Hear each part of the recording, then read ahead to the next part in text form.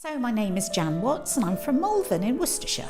The service we provide here is teaching English as a foreign language to anyone who doesn't have English as their first language and are disadvantaged because of that.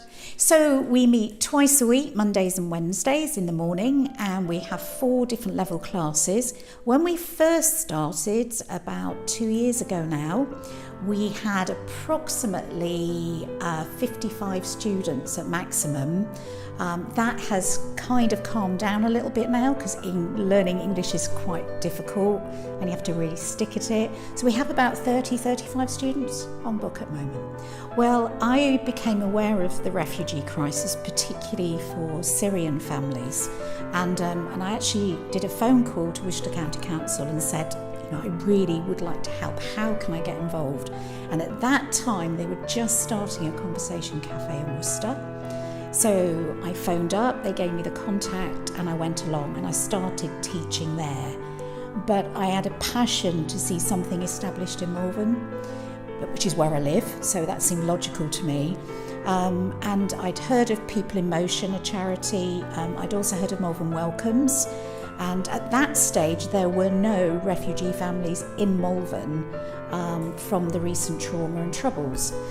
So, long story short, within a matter of a year, we did have families coming into Malvern and we were able to get the project up and running here. But in fact, it has attracted a wide range of people, not just refugee families. So it's been really, really exciting, wonderful journey, because we've had people from all sorts of different countries and cultures. So Bulgaria, Spain, Mexico, China, Syria, Iraq. I mean, the whole ethos is welcoming anybody. But what's happened is it's become such a community space for people. And we were recently told that it was quite unusual to produce something that would mix so many different cultures and countries.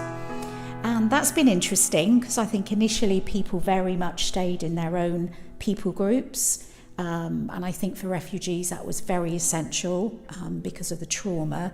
But what we found over the last 18 months is they are really beginning to integrate. And that has just been amazing to see. And to begin to explore one another's cultures, ask questions. We've also run community events, fundraisers and parties where they all bring their own culture food and they're tasting each other's foods. So I wonder sometimes how much it's for the English teaching, which is important, but how much they actually come for the community. And we just love what we do. And we don't feel like teachers inflicting teaching onto anybody. We feel like they're our family. So it's grown to that sort of level. It's wonderful.